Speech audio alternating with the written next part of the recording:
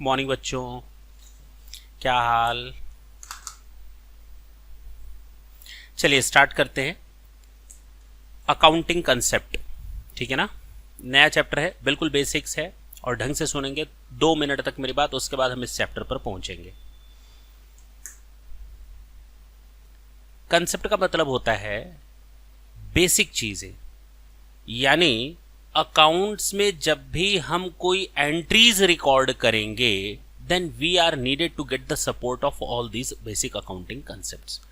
Without having the proper knowledge of these accounting concepts, if we are just recording the entries or if we are just going to record any transaction in the books of account, might be will commit a mistake. पक्की बात है कि अगर हम कोई transactions books of account में record करेंगे और बिना इनके नॉलेज के करेंगे तो गलती होने की पूरी चांसेस हैं। एक एग्जाम्पल ले लेते हैं सर, इससे क्या फर्क पड़ता है। हम लोगों ने 11th पास कर लिया, 12th पास कर लिया, या हम लोगों ने पास नहीं किया, जो कुछ भी हो, लेकिन अगर हमारे पास ये नॉलेज ना हो तो भी तो हम अकाउंट्स के मास्टर हैं। डेबिट को डेबिट कर लेते हैं और क्रेडिट को क्रेडिट कर लेते हैं। देखते हैं एक एग्जाम्पल और आपसे जवाब लेते हैं क्या करते हैं। हमने एक लैंड परचेज की 2015 में and the cost of the land was 10 lakhs।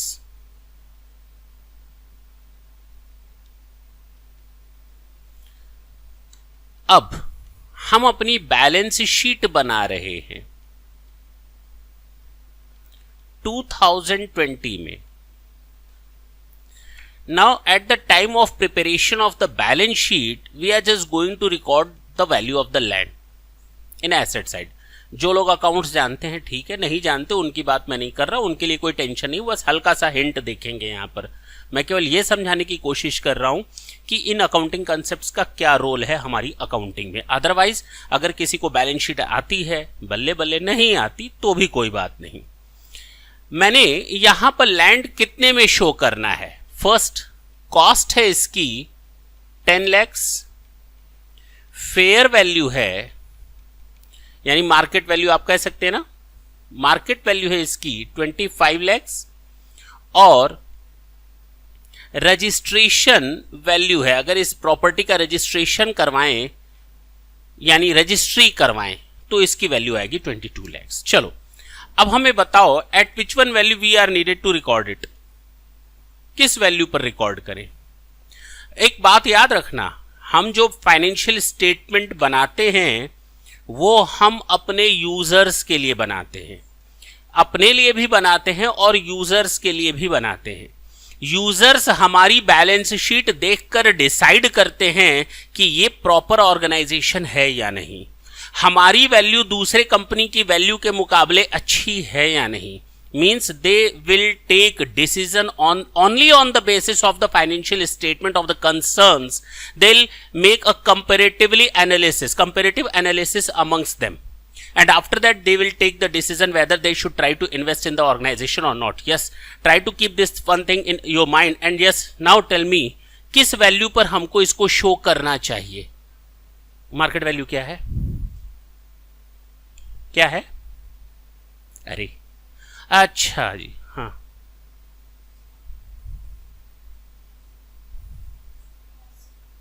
Cost ये इस पर क्यों भाई? नहीं, ये तो हिस्टोरिक कॉन्सेप्ट हो गया ना। लेकिन आपको अगर फाइनेंशियल स्टेटमेंट दूसरा कंपनी वाला बंदा शो करेगा तो कैसे शो करेगा?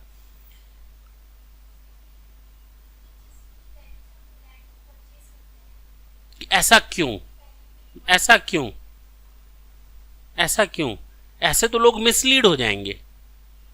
फाइनेंशियल स्टेटमेंट के यूजर्स को सही इंफॉर्मेशन कहां पता चली, हमको ये बताओ।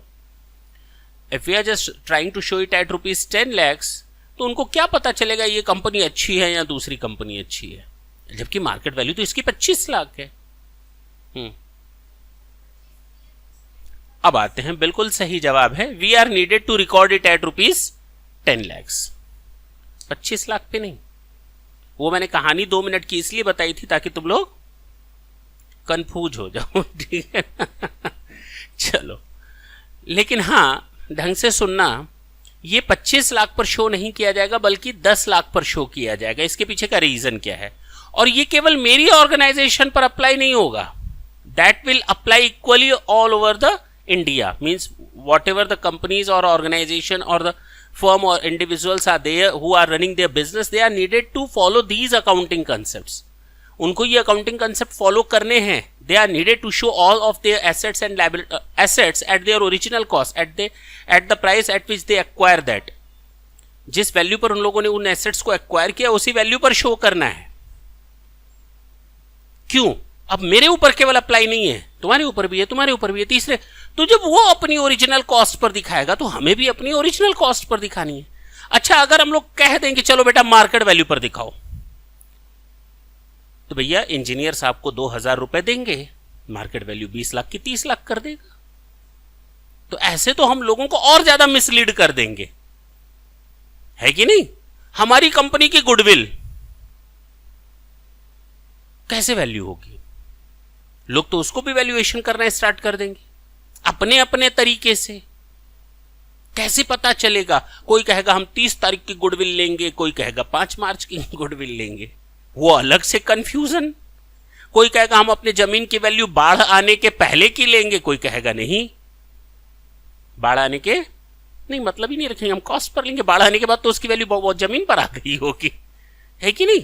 तो वो कोई वैल्यू नहीं डिसाइड कर सकता. टाइम फैक्टर फिर इंपॉर्टेंट रोल प्ले करेगा. और डे बाय डे हम कहां तक वैल्यूएशन करवा पाएंगे? मेरे पास अगर 1000 एसेट्स हैं, कहां तक हम उसका वैल्यूएशन और उसकी कॉस्ट को इनकर कर पाएंगे? और अगर उसका वैल्यूएशन नहीं करवा पा रहे, उसकी कॉस्ट को इनकर नहीं कर पा रहे, तो हम क्या करें? अपने मन से वैल्यूज डिसाइड कर लें.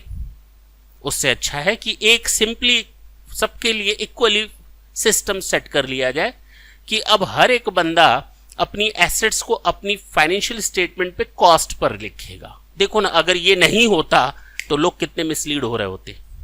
अब बात समझ में आई? ये है हमारा अकाउंटिंग कंसेप्ट, और ये अकाउंटिंग कंसेप्ट होता है हिस्टोरिकल कॉस्ट कंसेप्ट.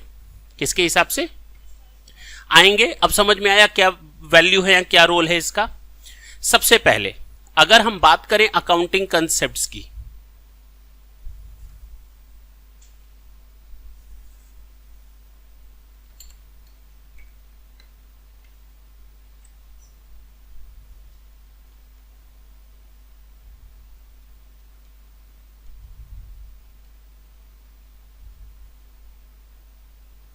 सबसे पहला आता है जो तुम लोग को मालूम है, ड्यूअल एंट्री सिस्टम.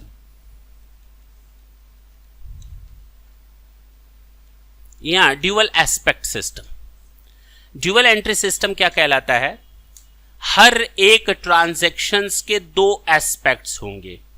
एक सिक्का उछाला तो या तो आएगा डेबिट या तो आएगा क्रेडिट. अच्छा, हेड या tail. In the same way इंसान या तो अच्छा होता है या तो उसी तरह, देखो फिल इन द ब्लैंक्स करने लोग पहुंचे हैं, या तो उसी तरह हमारे डबल एंट्री सिस्टम में भी 2 एस्पेक्ट होते हैं. हर एक ट्रांजैक्शंस के कितने एस्पेक्ट होते हैं? 2 होते हैं, या तो डेबिट या तो क्रेडिट. Is it clear? ये हम लोग आगे पूरा हम लोग का सब्जेक्ट इसी पर बेस्ड है कि हर एक ट्रांजैक्शंस के 2 एस्पेक्ट होंगे. The first one is debit and the second one is credit. चलो, दूसरा सेपरेट एंटिटी कंसेप्ट. कभी इसके बारे में सोचा है या मालूम है कि हम लोगों ने कभी, अगर जो लोग जानते हैं हमको वो बताएं कि क्या कभी हम लोगों ने इस सेपरेट एंटिटी कंसेप्ट को अपने फाइनेंशियल स्टेटमेंट में शो किया है? कभी जानते हो? कभी देखा है? कभी बैलेंस शीट में इस चीज को या ट्रेडिंग एंड पीएल में इस चीज को देखा है क्या? सेपरेट एंटिटी कंसेप्ट को कहां?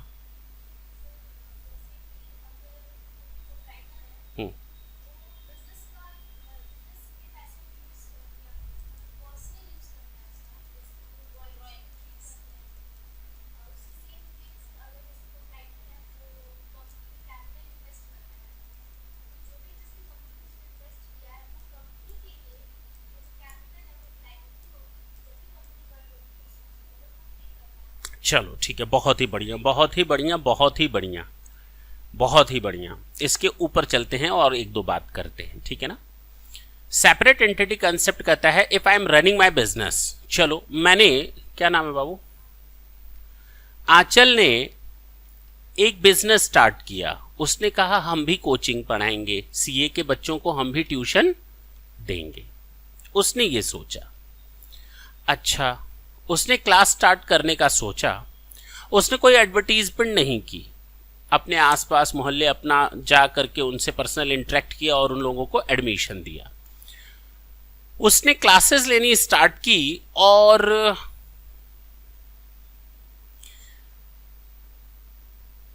उसको पैसे चाहिए थे।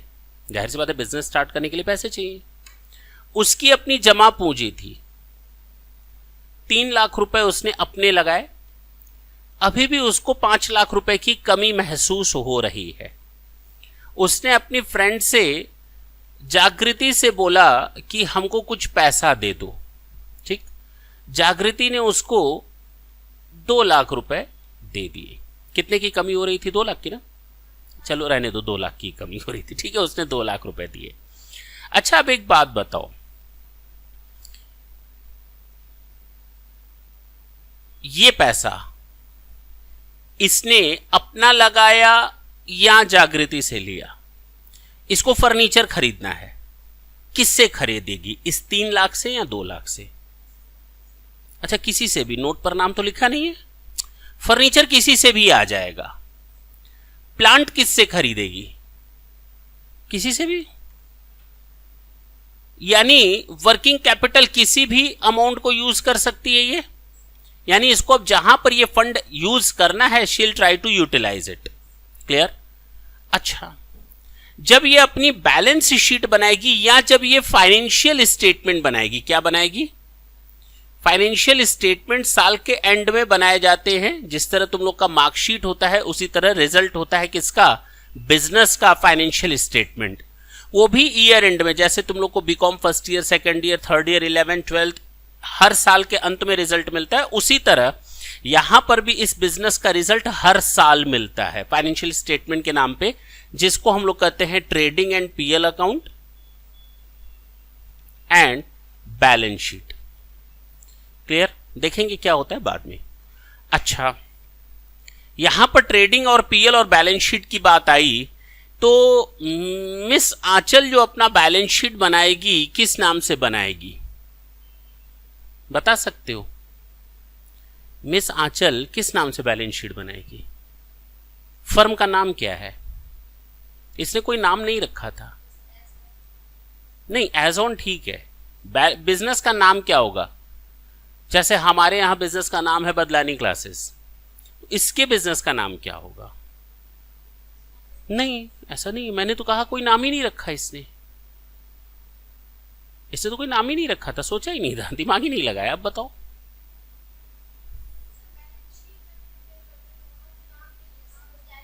नाम नहीं लगता, चुप।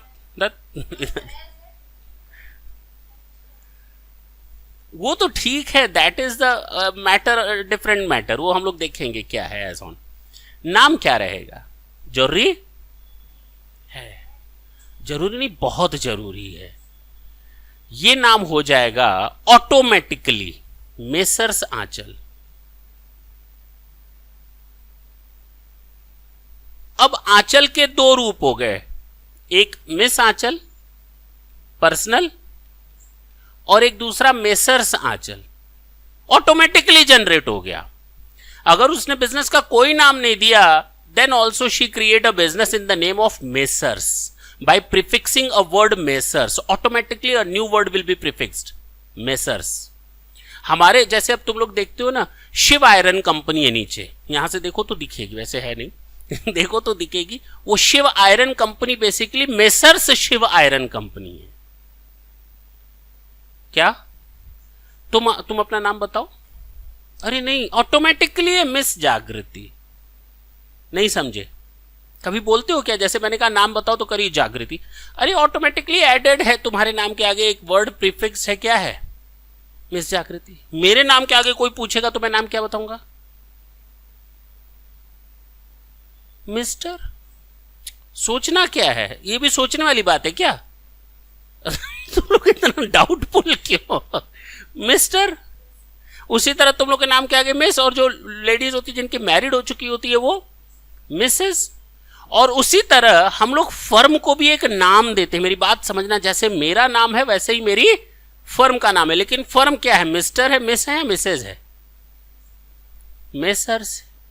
अभी तो बताया वो मेसर्स है भाई। वो क्या है? इज्जत देते हैं। जैसे तुम लोग को अपने नाम के आगे एक रेस्पेक्टेड वर्ड चाहिए ना, नहीं चाहिए कि कोई हमारा नाम इज्जत से ले, जागृति ना बुलाए, मिस जागृति बुलाए। हाँ भाई, वो ये रेस्पेक्ट देने वाली बात होती है। वही हम भी अपने बिजनेस को रेस्पेक्ट देते हैं। तो आंचल अपने नाम कोई नहीं कहेगी तो मेरे नाम से, अरे नाम बताओ बिजनेस का, आंचल। अरे बिजनेस का नाम बताओ ना, ये तो तुम्हारा नाम है। तो ये बाइफर्केट किया जाएगा, मिस आंचल और मेसर्स आंचल। अंतर समझ में आया? अगर ये कहती है मेरे बिजनेस का नाम मेसर्स आंचल है, देन दैट इज ओके। अब इसने अपने बिजनेस का नाम रखा हो जेनिथ क्लासेस, क्या नाम रखा हो? जेनिथ क्लासेस रख सकती है, तो नाम ऑटोमेटिक हो गया मेसर्स जेनिथ क्लासेस। अब समझ में आई बात? अगर इसने नाम नहीं रखा तो मेसर्स आंचल ऑटोमेटिकली है। अब समझ में आई बात? तो हम लोग अपने बिजनेस को भी एज अ ह्यूमन बीइंग ही रेस्पेक्ट देते हैं। जैसे एक ह्यूमन बीइंग को हम लोग रेस्पेक्ट देते हैं ना, मिस्टर, मिस और मिसेज ऐड करके, उसी तरह बिजनेस को क्या ऐड करते हैं? मेसर्स आंचल। अब समझ में आया? अब हमें यह बताने की जरूरत नहीं कि ऑटोमेटिकली एक सेपरेट एंटिटी क्रिएट हो जाती है। If we are not forming any status, if we are not giving any name to our business, automatically a name will be created by prefixing a word messrs. Is it clear? तो ये है separate entity का पहला system. चलो, इसने पैसा लिया, किसने पैसा लिया?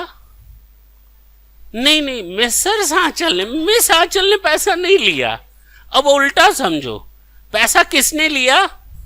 किससे लिया? दो लोगों से लिया। दो लोगों से लिया, आंचल से और जागृति से। अच्छा, मेसर्स आंचल ने पैसा लिया किससे? ना, मिस आंचल से, अरे, और मिस जागृति से। अब बात समझ में आई? नहीं, ये दो अलग अलग लोग हैं, दोनों एक मत समझ लेना। क्लियर? इसने कितनी पेमेंट दी थी और इसने कितनी दी थी? अब इन्हीं लोगों के पैसे से मैंने फर्नीचर खरीदा था, इन्हीं लोगों के पैसे से मैंने प्लांट बाय किया था और वर्किंग कैपिटल में इन्वेस्ट किया था। यस और नो? अब ये 5 लाख रुपए लायबिलिटी है किसके लिए? मेसर्स आंचल के लिए। किसको देना है इसको? अब क्लियर है? ये देना है उसको। अच्छा, ये बताओ, ये अमाउंट क्या कहलाएगा? किस चीज के लिए लिया गया? मतलब ये क्या है? जागृति से जो पैसा लिया है वो क्या है? लोन। लोन, हाँ या ना? ये लोन है जो इसको वापस करना है। क्यों? अरे बोलो ना, ये भी पैसा वापस करना है। ये क्या है? लोन। बस अब फंस गए। ये कैपिटल है, ऊपर वाला लोन नहीं है। फंसो मत, इसमें ये कैपिटल है। पूछो क्यों? कैपिटल है, दोनों में फर्क है। नहीं, दोनों अमाउंट में फर्क है। इन्वेस्ट किया है डजंट मीन एट ऑल। क्या फर्क है दोनों अमाउंट्स में? क्या फर्क है भाई? 3 लाख मिस आंचल से लिया, 2 लाख जागृति से लिया, वापस दोनों को करना है। लेकिन इन दोनों में फर्क है। मैं ये बोल सकता हूं दोनों लोन है, गलत है क्या? नहीं। मैं ये बोल सकता हूं दोनों कैपिटल है, गलत है क्या? नहीं। दोनों कैपिटल है, 2 मिनट, दोनों कैपिटल है और दोनों लोन है। दोनों को लोन लिखेंगे तो एक कंफ्यूजन अराइज होगा, दोनों को कैपिटल लिखेंगे तो एक कंफ्यूजन अराइज होगा। मेरी बात समझना, अगर मैं दोनों को लोन लिखता हूं तो दुनिया वालों को यह नहीं पता चल पाएगा बैलेंस शीट देखने से, अरे इसका मालिक कौन? कैसे पता चल पाएगा इसका मालिक कौन? नाम से पता कर लोगे? हो सकता है ये जागृति का बिजनेस हो, उसने अपने फर्म का नाम मेसर्स आंचल दिया हो, क्या पता? हो सकता है। तो दुनिया वालों को कैसे बताओगे? तो हमें दोनों अमाउंट्स को बाइफरकेट करना पड़ेगा। दूसरा फर्क यह है कि जागृति 2 साल बाद इसका दरवाजा खटखटाएगी, सुना चल मैंने तुझे 2 लाख रुपए दिया था ना उधर, चल वापस ला। क्या आंचल मेसर्स आंचल के पास जाकर कहेगी कि भैया हमारा 3 लाख रुपए वापस लाओ? दोनों पैसों में फर्क है। ये कभी नहीं जाएगी इसके पास कहेगी पैसा लाओ, ये कभी नहीं जाएगी इसके पास नुकसान हो रहा है ना आगे से धंधा नहीं करेंगे, ये जाएगी ये कहेगी तुम्हें फायदा हो या नुकसान हो हमसे क्या फर्क पड़ता, हमें कोई लेना देना नहीं तुम्हारे बिजनेस के प्रॉफिट या लॉस से। अरे बोलो ना, दोनों में अमाउंट में फर्क है कि नहीं है? पहला फर्क, ये अपना पैसा कभी मांगने नहीं जाएगी, ये निश्चित समय पर पहुंच जाएगी। ये इंटरेस्ट कभी नहीं मांगेगी, ये इंटरेस्ट मांगेगी। इसको अपने बिजनेस के प्रॉफिट और लॉस से मतलब है, इसको कोई लेना देना नहीं है। इसको किसको अपॉइंट करना है, किसको रिट्रेंच करना है, that is all on the basis of the Miss Anchal, but no one can decision will be taken by the Jagriti. दोनों में फर्क है, पैसों में, दोनों पैसों में फर्क है। अच्छा, जितना फायदा होगा वो सब कौन रखेगी? दोनों कैसे केवल ये रखेगी? इसको तो इंटरेस्ट से मतलब है। अच्छा, इसको क्या लेना, इसको क्या लेना देना, इससे कोई लेना देना नहीं। प्रॉफिट होगा इसका, नुकसान होगा इसका। इसमें ये तो कहेगी तेरा नुकसान तू जान, मुझे अपना ब्याज दे दो, मुझे चलता फिरता करो भाई। नहीं समझे?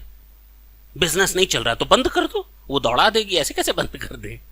बात समझ में आई? दोनों में फर्क है। सारा डिसीजन इसका, इसका कोई डिसीजन नहीं। सारा फायदा इसका, इसका प्रॉफिट में कोई रेशियो नहीं। सारा नुकसान इसका, इसका नुकसान में कोई हिस्सा नहीं। इसको ब्याज नहीं चाहिए, इसको ब्याज चाहिए। इसको कोई पैसा वापस नहीं चाहिए, जब तक बिजनेस रन करता रहेगा इसका पैसा लगा रहेगा। इसको 2 साल 3 साल 4 साल बाद अपना पैसा वापस चाहिए। दोनों पैसों में फर्क है, भले ही सब एक जगह लगाया गया हो, कोई फर्क नहीं पड़ता। तो दोनों को बाइफरकेट करने के लिए इसको बोला गया कैपिटल और इसको बोला गया लोन। दोनों में फर्क समझ में आया? अब पक्की बात है, ड्राइंग का तुम लोगों ने एग्जाम्पल दिया, that was a good example. बहुत अच्छी बात है कि तुम लोग को एटलीस्ट इतना मालूम है कि हम लोग सेपरेट एंटिटी कंसेप्ट को पहले से यूज करते आ रहे हैं ड्राइंग के नाम से। ठीक है ना? चलो ठीक है, कोई दिक्कत नहीं। लेकिन ये समझ में आया कि हम लोग मेसर्स आंचल, मिस आंचल और मिस्टर का क्या फर्क है, पहला। दूसरा, अपना पैसा और दूसरे का पैसा कैसे बाइफरकेट करेंगे, that is only on the basis of the separate entity concept. Separate entity concept क्या कहता है? We should, they are automatically 2 different identities of a person, one in the name of the business and the second in the name of the particular person as a human being. First thing. Second thing, we should not try to mix the transactions of each other, means we shall try to bifurcate the nature of the transaction between the person as a personal expenses and the business as its own expenses or income. Is it clear? कोई दिक्कत हो तो बोलो।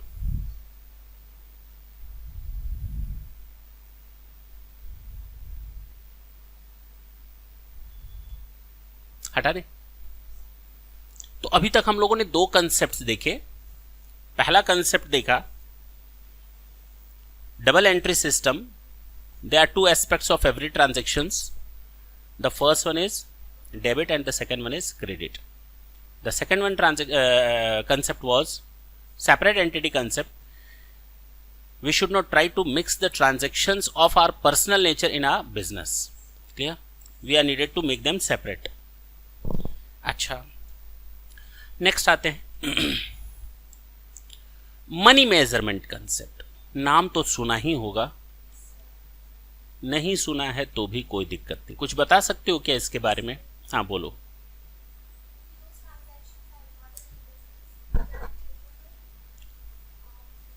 Which are capable to measure in the terms of money only, but you have said the word transactions. Is it covered event also?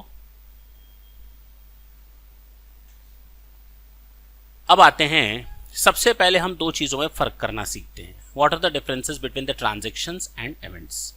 Clear?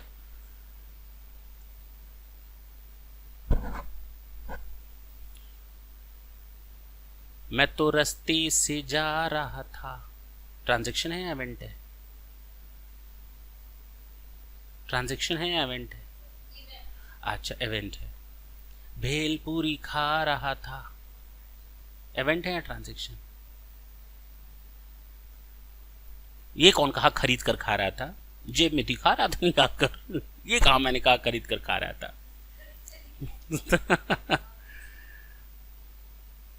Cycle गिर गई, ये transaction है, event है। अच्छा साइकिल गिर गई, इवेंट है। साइकिल गिरी तो मैं भी गिराऊंगा, तो ये इवेंट है या ट्रांजैक्शन है?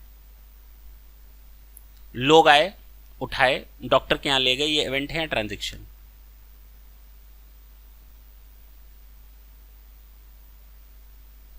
अरे बोलो, डॉक्टर के यहां ले गए, ये इवेंट है या ट्रांजैक्शन है? अरे बोलते क्यों नहीं? सांप क्यों सूंघ गया? अरे बोलो, दो में से कोई एक है, बस यही तो मात खा जाता है बंदा। हाँ बोलो। दिस इज नॉट, नहीं ऐसा तो बनने का। ये इवेंट है या नहीं, पहले तो ये बताओ। नहीं मालूम, ये इवेंट है। डॉक्टर क्या ले गए, क्या है? डॉक्टर ने फर्स्ट एड किया। अब बताओ ये ट्रांजैक्शन है या इवेंट? ये इवेंट है। डॉक्टर ने हमसे 500 रुपए मांगे। अब बताओ ये ट्रांजैक्शन है या इवेंट? ये इवेंट है। मैंने डॉक्टर को 500 रुपए दिए, ये ट्रांजैक्शन है या इवेंट? ये इवेंट है। मैं वापस घर चला आया। अच्छा, एक चीज तो दिमाग में ये बैठा लो, each and everything is event first. हर एक चीज इवेंट होती है, दिमाग में तो ये बात डाल लो। क्या बोला मैंने? हर एक चीज इवेंट होती है, हर एक चीज। तुम लोग यहां बैठे हो, पढ़ रहे हो, वो भी इवेंट है। तुम लोगों ने फीस दी, वो भी इवेंट है। हमने फीस रिकॉर्ड की, वो भी इवेंट है। तुम लोग घर चले गए, वो भी इवेंट है। Each and everything is event first. हमें सॉर्टिंग करनी पड़ती है। क्या करनी पड़ती है?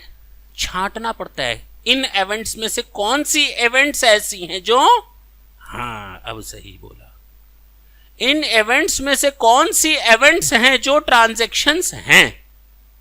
यानी पहले तो दिमाग में ये बैठा लो, each and everything is event first, every transaction is event, but every event is not a transaction. फर्क समझ में आया? घटना, घटना, हाँ नहीं, तुम अकाउंट्स की बात छोड़ दो 2 मिनट के लिए। तो मनी मेजरमेंट में एक चीज याद रखना कि हम लोग को बाइफरकेट करना पड़ेगा सबसे पहले। हर एक चीज को हर एक चीज इवेंट होगी, हर एक चीज इवेंट होगी।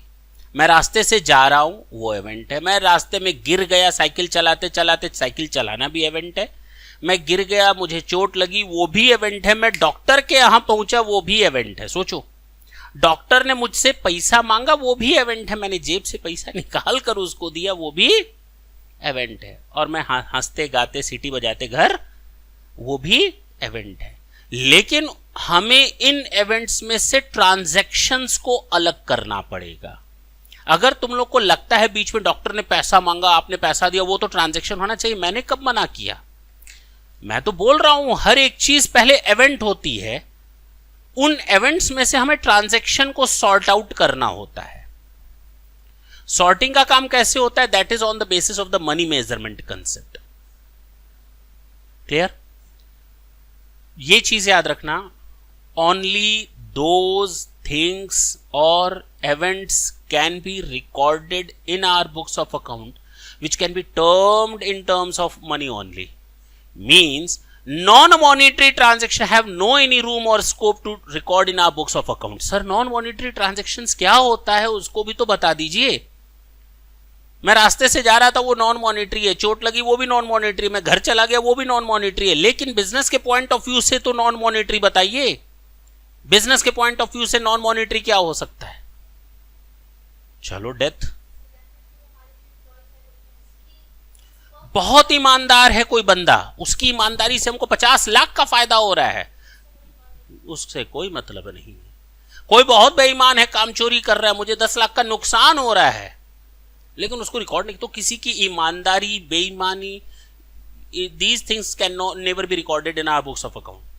But yes, केवल वही इवेंट्स जिनको हम मॉनिटरी टर्म्स में कन्वर्ट कर सकें उनको हम ट्रांजैक्शंस का नाम देते हैं। अब समझ में आया कि हर चीज इवेंट है, उन इवेंट्स में से हमें उन चीजों को सॉर्टिंग करनी पड़ेगी जिनको हम मनी के टर्म्स में मेजर कर सके। जिनको हम मनी के टर्म्स में मेजर नहीं कर पाएंगे उनको हम बुक्स में लिख भी नहीं पाएंगे, तो केवल वही चीजें रिकॉर्ड करेंगे जो ट्रांजैक्शंस हो।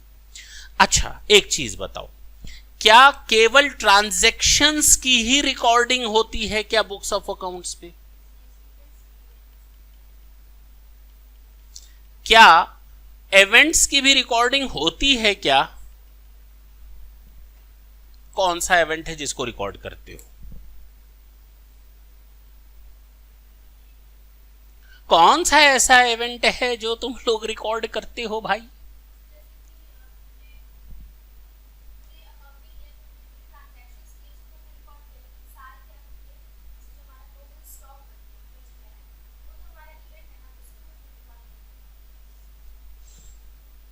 बहुत ही बढ़िया जवाब है। समझो अब इस चीज को, मैं भी वही एग्जांपल देता। दो चीजें आएंगी। मैंने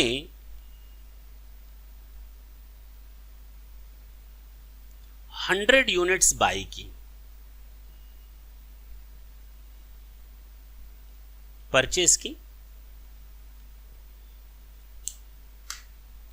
मान लेते हैं 1000 रुपीज में।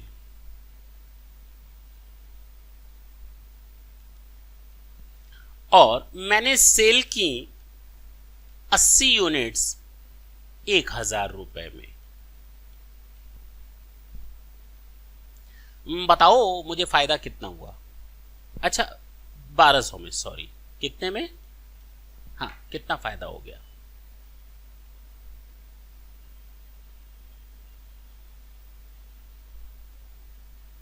फायदा कितना हुआ? अरे बोलो ना।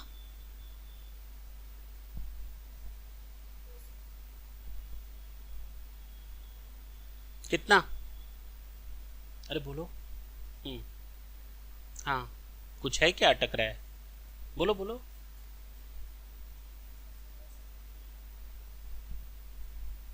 सबसे पहले तो स्टॉक लिखो। हमने अगर 80 यूनिट बेची हैं तो 80 की कॉस्ट तो बताओ।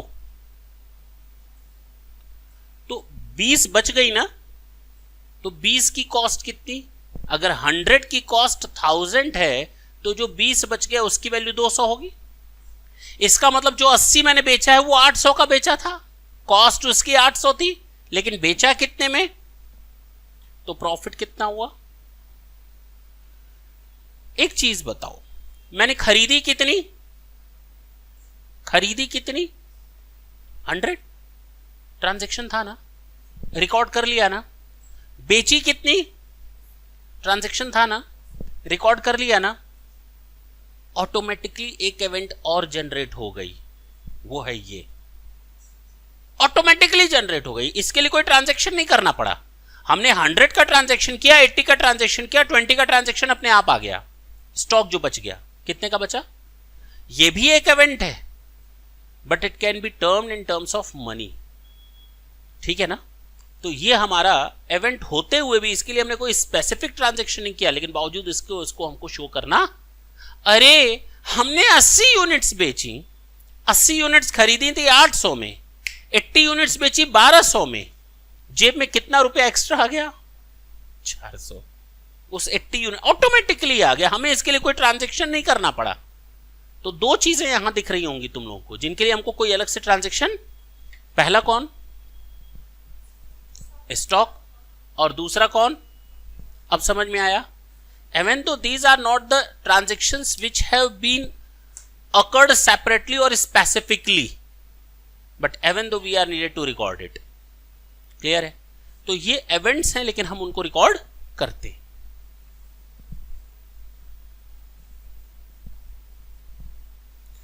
तो मनी मेजरमेंट कंसेप्ट क्या कहता है? all those transactions or all those events which can be converted or termed in terms of money only can be recorded in our books of account. Non-monetary transactions cannot be recorded at all. यहां तक कोई दिक्कत है क्या? चलो next है हम लोग का गोइंग कंसर्न कंसेप्ट।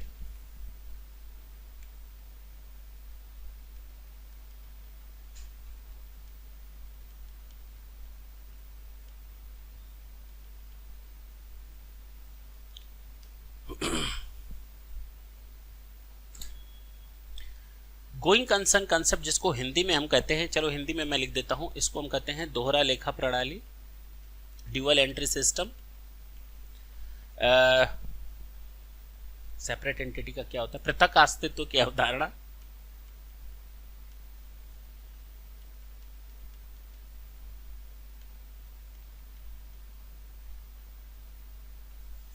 मुद्रा माप की अवधारणा।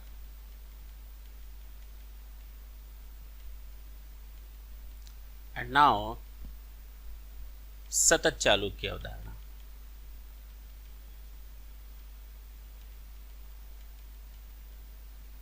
हिंदी में नाम थोड़े टफ होते नहीं?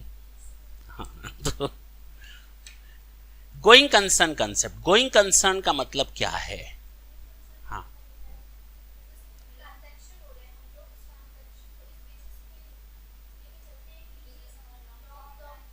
वो जरूर बच्ची मेरा क्लास देख कर आए। पक्का? अच्छा चलो एक बार और बताओ। हाँ बताओ एक बार और।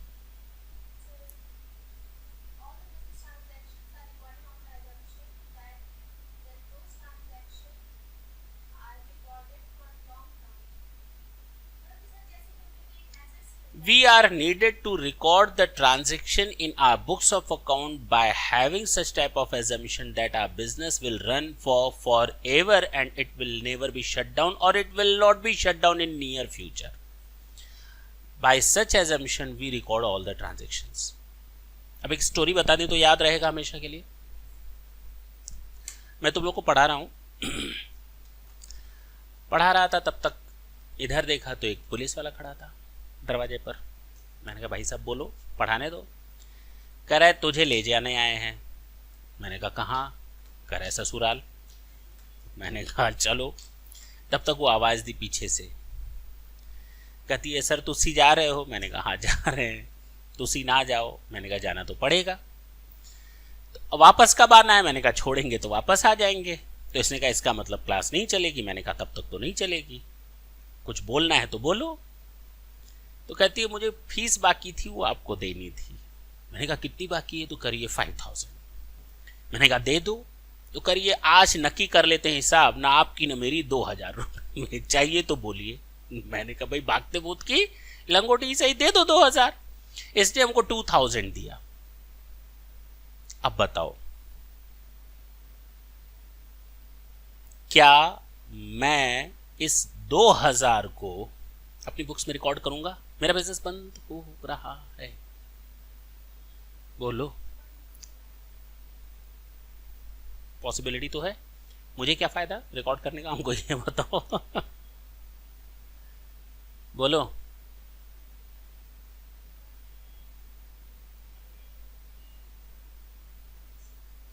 रिकॉर्ड करेंगे, एक तरफ आंसू बहाएंगे और दूसरी तरफ रिकॉर्ड करेंगे। रिकॉर्ड इस तरह से किया जाएगा कि मेरा बिजनेस कभी बंद नहीं होगा। मतलब at the time of recording the transaction we have assume that our business will run for ever, और ये कंटिन्यू रहेगा। बिल्कुल ठीक है, ये शट डाउन नहीं होगा। एवन दो आई नो वेरी वेल कि मेरे बिजनेस पर एक प्रॉब्लम आ चुकी है। मुझे मालूम है शायद 10 दिन बाद 15 दिन बाद बिजनेस न रहे, किसी के बारे में भी मैं बता रहा हूं। अगर उसको मालूम है 10 दिन 15 दिन 1 महीने 2 महीने बाद उसका बिजनेस शट डाउन होने वाला है और मीनवाइल कोई ट्रांजैक्शन अकर हो जाता है, तो वो उस ट्रांजैक्शन को इस तरह से रिकॉर्ड करेगा कि उसका बिजनेस कभी बंद नहीं हो। अब समझ में आई बात? पक्की बात है, कोई डाउट नहीं। इसको हम लोग कहते हैं गोइंग कंसर्न कंसेप्ट। सर इसका फायदा क्या हुआ? नुकसान ही नुकसान है, सरकार को टैक्स देना पड़ेगा। हम यहाँ चोरों की बात नहीं कर रहे, पहली चीज तो ये, ठीक है ना, हम उनकी बात नहीं कर रहे। दूसरी चीज, मुझे खुद को तो मालूम हो कि मेरा बिजनेस प्रॉफिट में बंद हुआ है या लॉस में।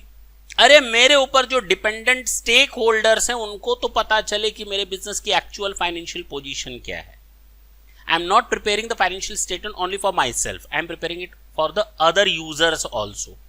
हम वो दूसरे लोगों के लिए भी बनाते हैं, ठीक है ना, internal users as well as external users. तो इसीलिए हमको जब भी कोई ट्रांजैक्शन रिकॉर्ड करेंगे ये मानते हुए करेंगे कि हमारा बिजनेस हमेशा कंटिन्यू रहेगा, वो कभी बंद नहीं होगा।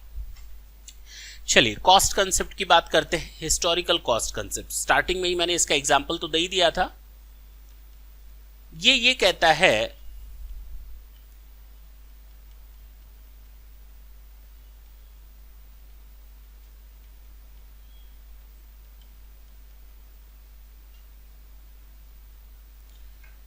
ऐतिहासिक लागत की अवधारणा या हिस्टोरिकल कॉस्ट कंसेप्ट, ये कहता है कि सारी की सारी एसेट्स को आप अपने फाइनेंशियल स्टेटमेंट में उसकी एक्चुअल कॉस्ट पर शो करेंगे जिस वैल्यू पर आपने उसको बाय या एक्वायर किया। आप सारी की सारी एसेट्स को अपने फाइनेंशियल स्टेटमेंट बैलेंस शीट में उस वैल्यू पर रिकॉर्ड करेंगे जिस वैल्यू पर आपने उसको एक्वायर किया। रीजन मैंने आते ही आज दे दिया था। क्लियर है?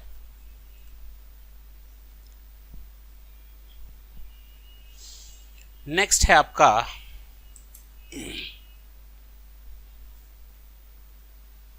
Periodicity concept.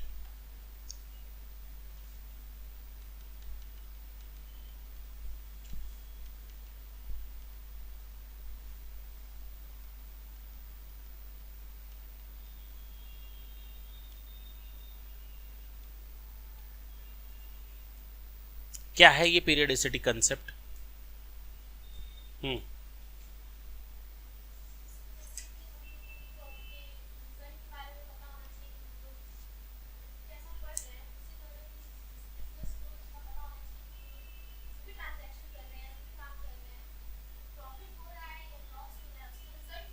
चलो मैं एक कहानी बताता हूं तो हमेशा के लिए रहेगा कि इसका फायदा क्या। बिल्कुल ठीक है।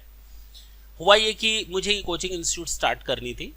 मैं दौड़ा दौड़ा फिर रहा था मार्केट में, मुझे कोई किराए पर जगह दे दे, किराए पर जगह दे दे। एक बंदा मिला, उसने कहा मेरी जगह खाली है, ले लो उसको। मैंने जगह दिखाओ, उसने जगह दिखाई, शटर उठाया, दरवाजा खोला। मुझे देखकर हैरानी हुई, कच्ची दीवारें थी, मकड़ी का जाला था। अब उसमें कौन रहेगा? इसका मतलब ये फर्श कच्चा था, मीन्स वहाँ टाइल्स वगैरह नहीं लगी थी, वेल फर्निश्ड नहीं था, रॉ हैंडेड था एक तरह से, आप समझ सकते हो। कई दिनों से खुला नहीं था, उसमें वेंटिलेशन नहीं था। तो मैंने कहा इसमें तो काम कराना पड़ेगा। अगले दिन से मैंने काम कराना स्टार्ट किया। ठीक है, सबसे पहले उसकी सफाई करवाई, उसका पलस्तर करवाया, टाइल्स लगवाई, सारे रूम्स बनवाए, फर्नीचर बनवाया, ये वाइट बोर्ड वगैरह बनवाया, सेट करवाया, स्टूडियो है कि नहीं, सारी चीज़ें सेट करवाई, इलेक्ट्रिसिटी लगवाई, एसी लगवाया, मतलब तमाम तरह की वेंटिलेशन वगैरह प्रॉपर करवाया। 2 से 3 दिन लगे। कितने दिन लगे? 2 से 3 दिन, 3, 4, 6 महीना लग गया। 2 से 3 दिन लगे। पैसा गया गया गया गया गया, और ठेले वाला आ रहा है, हमको पैसा चाहिए, है कि नहीं। जिससे फर्नीचर बनवा रहे हैं उसको फर्नीचर का पैसा चाहिए, जहां से हम फर्नीचर का रॉ मटेरियल ला रहे हैं उसको उसका पैसा चाहिए, पेंट वाले को पैसा चाहिए, लेबर को चाहिए, मिस्त्री को चाहिए, फलाना चाहिए, पैसा जा रहा है। 6 महीने बाद मैंने देखा 10 लाख रुपए मेरे गए। अच्छा, उसके बाद हम बैठे, कोई बच्चा आएगा पढ़ने, यही तो हुआ होगा शुरू में, यही तो हुआ होगा। 1, 2, 3, 4 करते करते करते काम आगे बढ़ा, और 4 साल बीत गए। कितने? 4 साल बीत गए। उस समय मुझे याद आया, हो मुझे ये तो पता चले कि मैं अपना बिजनेस प्रॉफिट में रन कर रहा हूं या लॉस में। मैं दौड़ा दौड़ा गया, भागा भागा सा, किसके पास?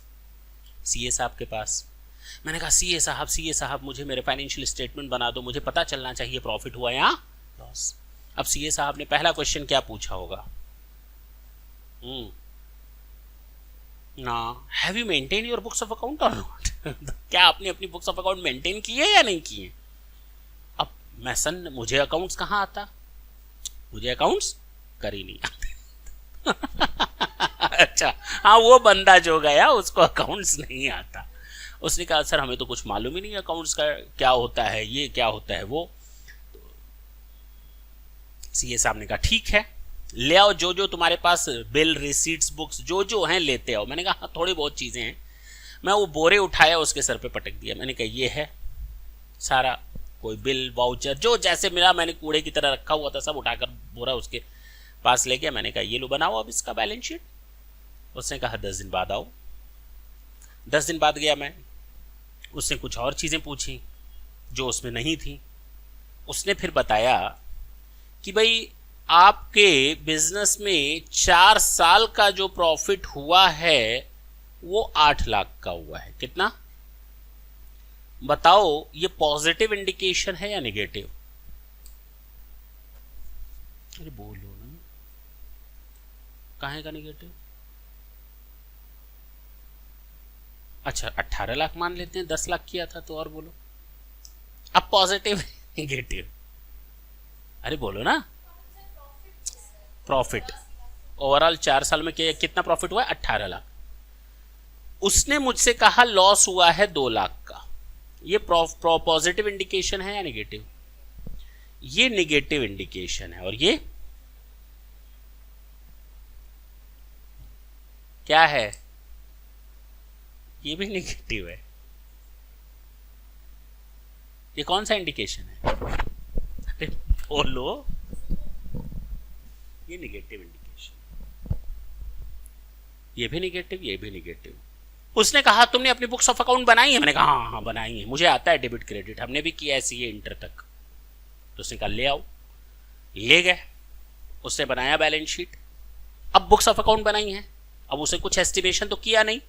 अब उसने पूछा बताओ बिजली पर कितना खर्च हुआ? पहले पूछा था, मैंने कहा ऑन एन एवरेज 20,000 खर्च हो जाता है। तो ऑन एन एवरेज चाय पर कितना खर्च होता है? On an average. ये मैंने पहले बताया था क्योंकि मैंने बुक्स ऑफ अकाउंट नहीं मेंटेन की थी, लेकिन अब तो एक्चुअल है।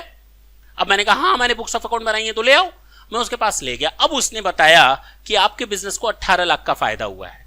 अब बताओ ये पॉजिटिव इंडिकेशन है या नेगेटिव? अरे बोलो। ये अब भी नेगेटिव इंडिकेशन है।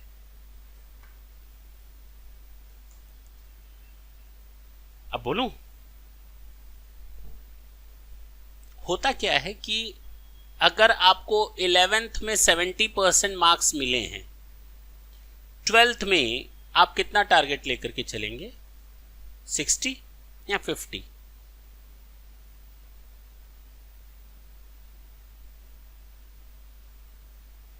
हाँ ज्यादा मतलब 55। अरे उसको बोलने दो। 80+, बधाई हो। ये टारगेट लेकर के चलेंगे ना? हाँ या ना? अगर हमने ये दिखाया ही ना होता तो तब कितना टारगेट लेकर के चलते?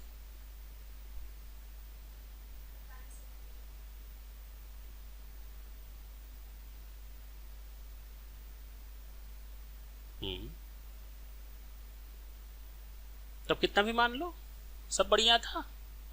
तब कितना भी मान लो सब बढ़िया था। वही हाल यहां पर भी है। अगर हमको ये 4 साल मान लेते हैं, फर्स्ट सेकंड थर्ड, अच्छा 4 साल में प्रॉफिट हुआ 18 लाख, तो 1 साल में कितना प्रॉफिट हुआ बताओ? 4,50,000। यही तो हुआ। अरे पहले साल में 20 लाख का नुकसान था, दूसरे साल में 10 लाख का नुकसान था, तीसरे साल में 10 लाख का फायदा था, और 4th ईयर में 38 लाख का फायदा था। तब भी 18 ही आएगा, देखो ना, तब भी कितना ही आएगा। ये भी तो हो सकता है। तुम लोग ऐसे कैसे मान सकते हो कि 4.5 लाख रुपए हर साल कमाए? ऐसे कैसे मान सकते हो? ये कहां लिखा है पर ईयर एवरेज ले लो? अब समझ में आई बात? अगर हमें पहले साल पता चल गया होता कि हमारा नुकसान इतना है, तो मैं अगले साल नुकसान कितना लाने की कोशिश करता? 30 लाख। मैं कोशिश करता नुकसान हो ही ना। मेरी बात, तब मैं कंट्रोलिंग प्रोसीजर अडॉप्ट करता, खर्चों को कम और ऐसी जगहों पर माल बेचने की कोशिश करता, या ज्यादा माल बेचने की कोशिश करता, या परचेस कॉस्ट कम करने की कोशिश करता, कुछ ना कुछ करता। तो उम्मीद थी कि शायद यहां पर नुकसान अगर मैं कोशिश करता तो 5 लाख ही होता, तब भी 5 लाख बच जाता मेरा। और अगले साल शायद मेरा नुकसान 10 लाख का ना हो करके 15 लाख का फायदा होता। कुछ भी हो सकता है। अगर मुझे ये हर साल पता चल रहा होता तो 4 साल बाद भी अगर आपको पता चल रहा है आप प्रॉफिट में हैं, तो भी ये प्रॉफिट काम का नहीं है, आप नुकसान में ही हैं, क्योंकि आपको अपना कंट्रोलिंग प्रोसीजर अडॉप्ट करने में 4 साल लग गए। If you would have getting your financial statement year by year, then might be you were getting higher profit than that. उससे ज्यादा आप प्रॉफिट कमा सकते थे, you could have earn more profit, हाँ या ना? तो आप ज्यादा प्रॉफिट कमा सकने की पोजीशन में थे, ये आपकी लापरवाही है। 4 साल तक आपने काम नहीं किया या उस पर काम नहीं किया, अकाउंटिंग पर। अकाउंटिंग का फायदा देखो कितना बड़ा है। जो छोटे बिजनेसमैन होते हैं ना, उनके दिमाग में ये रहता है, मैं जो बात करता हूं तो छोटे बिजनेसमैन, अरे यार क्या अकाउंटिंग, ठीक है चल रहा है बिजनेस, फायदा कमा रहे। अरे जिस दिन से आप अकाउंटिंग रखना स्टार्ट करेंगे ना, आपका फायदा डबल होना स्टार्ट हो जाएगा। क्योंकि आप कई जगहों पर ऐसे खर्चे करते हैं जो होने नहीं चाहिए, या ज्यादा होते हैं, या उन जगहों पर आप माल नहीं बेचते जहां बेचना चाहिए, और उन जगहों पर माल बेच देते हैं जहां नहीं बेचना चाहिए। अब बात समझ में आई? तो वो चीजें हम कवर कर सकते हैं किनसे? अकाउंटिंग से। तो अकाउंटिंग का एक प्रॉपर रिजल्ट सही समय पर तो मिले, तो 1 ईयर कहा गया कि you must prepare your financial statement at least once in a year. If you are preparing it quarterly, अगर आप 3-3 महीने का बना रहे हैं, 15-15 दिन का बना रहे हैं, हर हफ्ते का बना रहे हैं, महीने का बना रहे हैं, that is up to you to prepare your financial statement quarterly basis, monthly basis, fortnightly basis, that is up to you, और वेलकम किया जाता है। लेकिन ये नहीं कि 2 साल 3 साल बाद बनाओ। Try to close your books of account at least once in a year to find out the result. अब समझ में आया? अब वो रिजल्ट का फाइंड आउट डेट क्या होगा? सर होली टू होली, हाँ हो सकता है। दिवाली टू दिवाली, हाँ हो सकता है। फाइनेंशियल ईयर 1 अप्रैल टू 31 मार्च, हाँ हो सकता है। कैलेंडर ईयर 1 जनवरी टू 31 दिसंबर, हाँ हो सकता है। कौन मना कर रहा है भाई? आप जिस ईयर में बनाना चाहो आप बनाओ ना। लेकिन कहा गया है जिस तरह दुनिया मेंटेन करती है आप भी उसी लाइन में लग जाओ। आपका अलग डेट रहेगा, थोड़ा अजीब लगेगा ना। टैक्सेशन कहता है 1 अप्रैल से 31 मार्च, गवर्नमेंट भी कहती है जीएसटी 1 अप्रैल से 31 मार्च। तो हर अगर taxation law 1 April to 31 March को अडॉप्ट किया है, तो normally we will also adopt 1 April to 31 March. Calendar year is up to you. Clear है?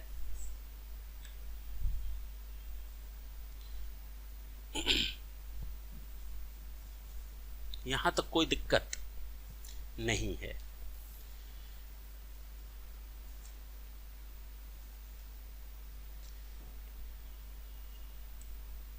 एक कंसेप्ट आएगा, एक्रूअल कंसेप्ट। मैं इसको पढ़ाने के बदले आज एक दूसरी चीज पढ़ाऊंगा, और ये 3-4 कंसेप्ट जो रह गए हैं वो नेक्स्ट सेशन में पढ़ेंगे। ढंग से सुने जो मैं आपको बताना चाह रहा हूं। मैं हटा दूं इसको। इसको कहते हैं अर्जन की अवधारणा। ये नेक्स्ट सेशन में हम लोग देखेंगे। हटा रहे।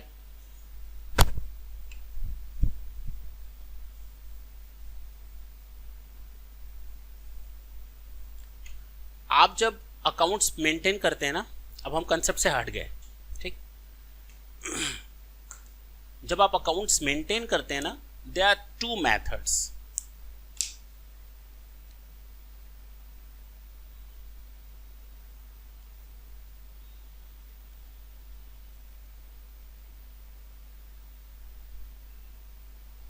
The first one is cash system of accounting. कौन सा? And the second one is accrual system of accounting. Third भी होता है क्या? जान लो, आज से होता है। And the name of this method is hybrid system of accounting.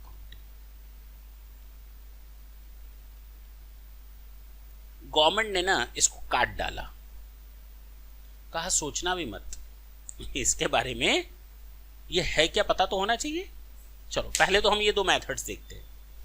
The first one is your cash system of accounting. Under the cash system of accounting, we are just maintaining our books of account for the business और the concern, we are needed to record only cash transaction. Whatever we have cash receipts are the incomes. Whatever the cash outflow are expenses. जो आया वो income, जो गया वो खर्चा। मैं यहाँ कैपिटल एंड रेवेन्यू की बात नहीं कर रहा, अभी मैं मान ले रहा हूँ केवल रेवेन्यू, क्योंकि इसके बाद हम लोग का वही चैप्टर आने वाला है, कैपिटल एंड रेवेन्यू। तो फिलहाल मैं ये मान ले रहा हूँ रेवेन्यू। जो आएगा कैश इनकम मानो, जो जाएगा खर्चा मानो, एक्सपेंसेस मानो। क्या दिक्कत है? कैश आया इनकम, कैश गया खर्चा, बात खत्म। यह है cash system of accounting. But this method is not universally adopted और रिकमेंडेड। ये मेथड हर जगह रिकमेंडेड होता है। इसका एक और नाम है जिसको हम लोग कहते हैं मर्केंटाइल सिस्टम ऑफ अकाउंटिंग। नाम सुना है? मर्केंटाइल सिस्टम ऑफ अकाउंटिंग, एक ही मतलब है दोनों का। क्या है ये एक्रूअल सिस्टम ऑफ अकाउंटिंग? ना ना ना ना, अभी कुछ नहीं बोलना है, किसी को नहीं बोलना। अब ढंग से सुनो, इधर देखना। मेरे यहां एक एम्प्लॉय काम करता है, मैंने ये प्रॉफिट एंड लॉस अकाउंट बनाया, और ये जो प्रॉफिट एंड लॉस अकाउंट में बना रहा हूं ना 2020 का बना रहा हूं। अगर ऐसे लिखता हूं तो इसका मतलब calendar year 1 January 20 to 31 December 20। Clear? अच्छा, मेरे यहाँ एक एम्प्लॉय काम करता है, उसको मुझे सैलरी देनी पड़ती है। जानते हो कितना? 5000 पर मंथ। चलो टेंशन क्यों ले, 1000 पर मंथ। मैंने उसको 12 महीने, कितने महीने? ये कितने महीने हैं?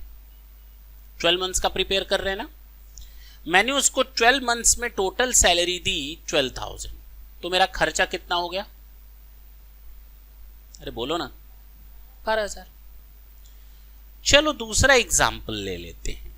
मैंने उसको सैलरी दी 1000 पर मंथ के हिसाब से 12 महीने में केवल 10 महीने की, तो मेरा खर्चा कितना हुआ? अच्छा, मैंने उसको सैलरी दी 1000 पर मंथ के हिसाब से 15 मंथ्स की, तो मेरा खर्चा कितना? बोलो भाई, इसमें तो कोई डाउट नहीं होना चाहिए ना।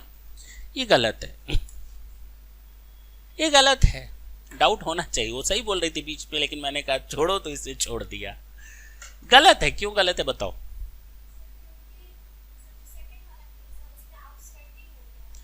ये हम अपना अकाउंट्स कितने महीने का बना रहे हैं? अगर किसी को मैंने सैलरी 10 महीने की दी तो वो मान जाएगा? वो 2 महीने की सैलरी नहीं लेगा? नहीं लेगा। कब लेगा? Next year. हमने अभी अभी चाय पी आते समय तुम लोग को पढ़ाने से आने से पहले चाय पी। एक चाय 10 रुपए की है, मैंने पी ली, पैसा नहीं दिया मैंने उसको, वो अब मांगेगा नहीं।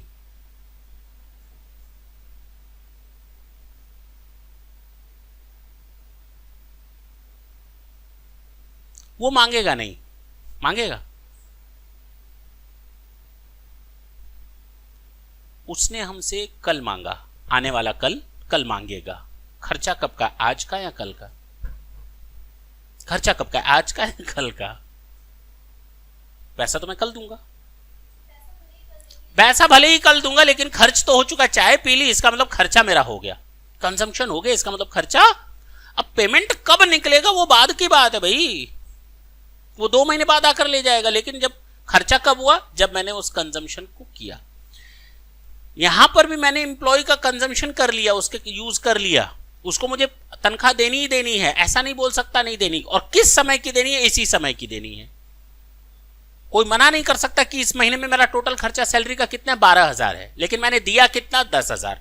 तो इसका मतलब मुझे अपने खर्चे में टोटल कितना लिखना पड़ेगा? 12,000। ये 2,000 जो आएगा उसको हम कहेंगे आउटस्टैंडिंग।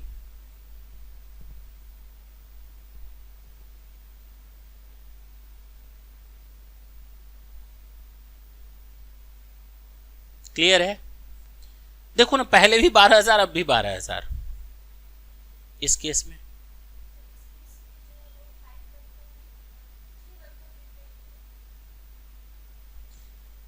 यहां हमको उसको सैलरी कितनी देनी थी? 12 महीने की। कितना जाना था? 12,000, लेकिन गया कितना? हम 3,000 उससे वापस लेंगे। मैं कहूंगा लाओ 3,000 दो। नहीं नहीं भैया, सैलरी में कट जाएगा, तुम्हारा आगे काम करोगे। इसका मतलब तुम जो आगे काम करोगे वो मैंने तुम्हें सैलरी अब भी दे दी, वो खर्चा इस समय का नहीं है, वो खर्चा इसके बाद का है, लेकिन मैंने दे अभी दिया है। पक्की बात है। इसको हम कहते हैं एडवांस सैलरी या प्रीपेड सैलरी। तो हमारा 3,000 इस साल से तो बिलोंग ही नहीं करता, इस साल का तो है ही नहीं खर्चा। ये इस साल का खर्चा नहीं है। कब का है? जब वो काम करेगा, कंजम्पशन होगा, तो वो अगले साल का खर्चा है, किस नाम से? प्रीपेड।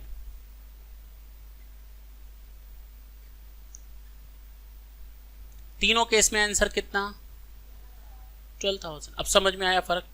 अगर ये कैश सिस्टम होता, सुन, तो हमारा आंसर कितना होता?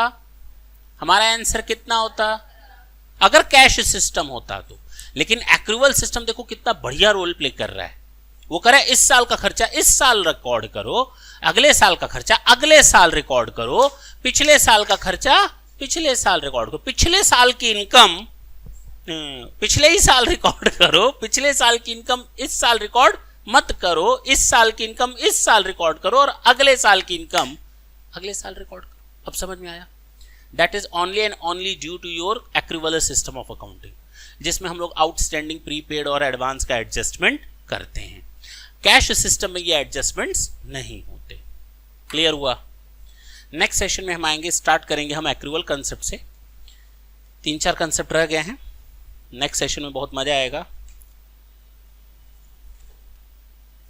इसमें एक कंसेप्ट रह गया क्या? ठीक है, देखते हैं। थैंक यू बच्चों।